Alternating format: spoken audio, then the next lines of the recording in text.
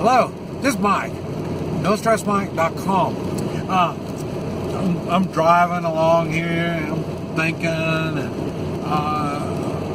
and it's raining, you can see it's been raining, but I have been trying to keep up with current events. Normally, I stay with the current events of the country that I'm in, and I depend on the internet because that's the one that's in English, the one I look at. And but anyway, I've noticed it seems like, I don't know, what is there, 100? How many countries are there in this world? I don't know. I think there's maybe 120, 130, or maybe even more than that. But one thing that I've been thinking, it seems like, I don't know, more than a third of these countries have problems. And I'm talking about real problems. I mean, in the way of revolution type problems, something like that. And it's made me start thinking. I mentioned I was in the Alamo in Texas, and that was in 1836, I think, something like that. And at that time, you know, the United States was still pretty new, and people were kind of watching the United States because, you know, it's just, the United States is an experiment. You know, they've never had a government throughout history like the United States. And so nobody really knew how it was going to work, but it's been going on, and people like the idea. And so what was going on is Mexico, all through Central America, Latin America, and I think down in, I'm going to say South America, but I don't think just part of South America. But they were all thinking, well, the United States, that sounds like a good deal, this democracy thing, and it sounds like something that they want to do. And so at that time, there was a lot of wars going on all through the Western Hemisphere. And like I said, at that time we were fighting at the Alamo. It was Mexico.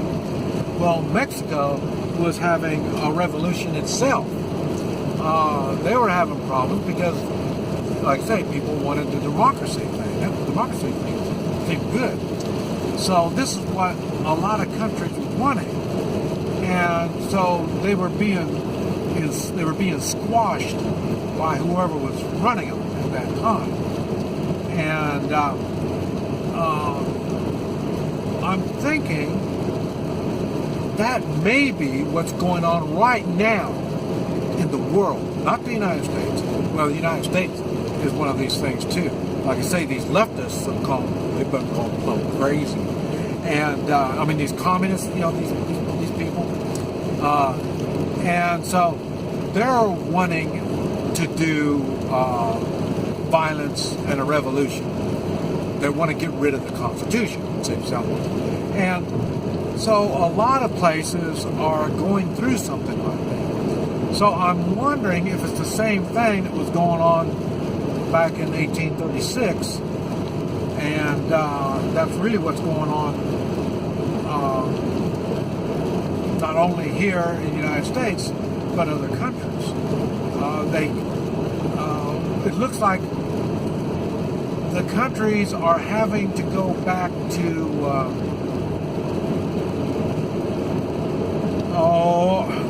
I don't want to say dictatorship, but they need a strong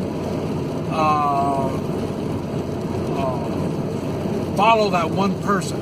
We're going to do it that way, you know, like Castro taking over Cuba. I mean, just that's the way it's going on. And I think we're just going through a cycle. And the United States, there for a while, I was thinking we're going to be able to combat it. But, in other words, we'll be able to fight it off.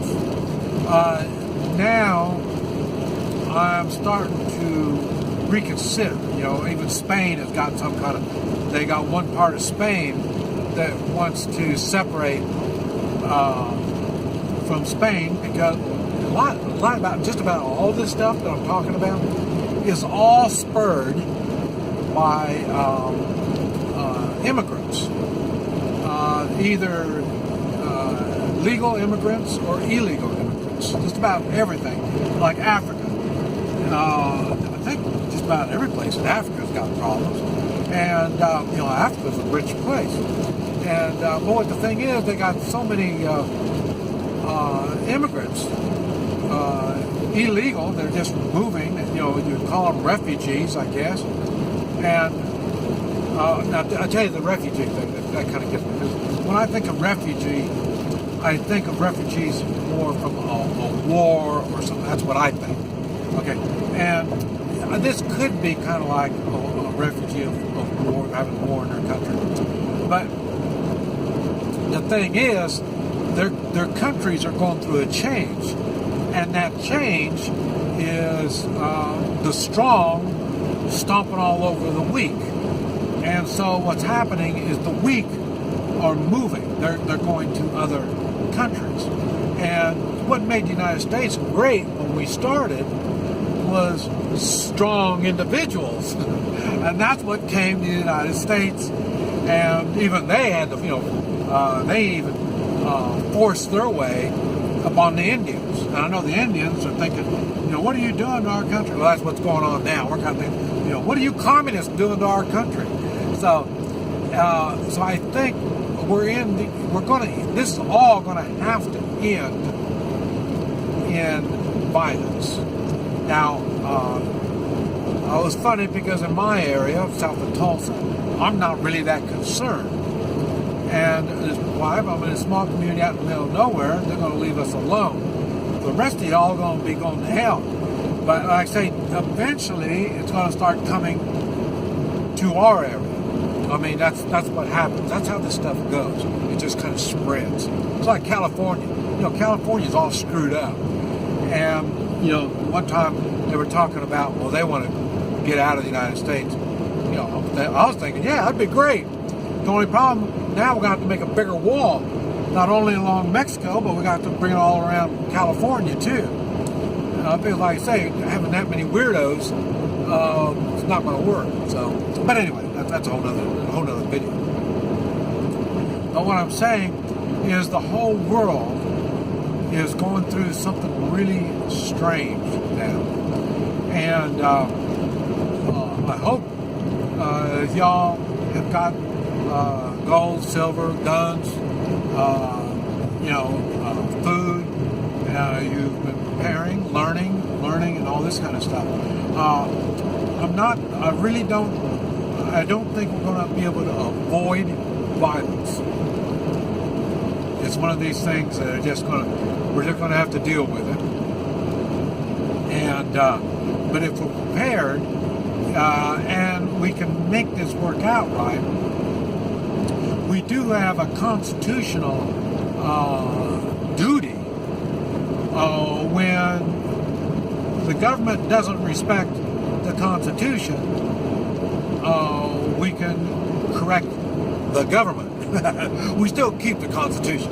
So in other words, if there's people that don't like the Constitution and they're in the United States and they put up too much of a fuss, I wonder if that constitutional duty will reflect over to the non-governmental people. But these are the troublemakers that are trying to make the government not be constitutional.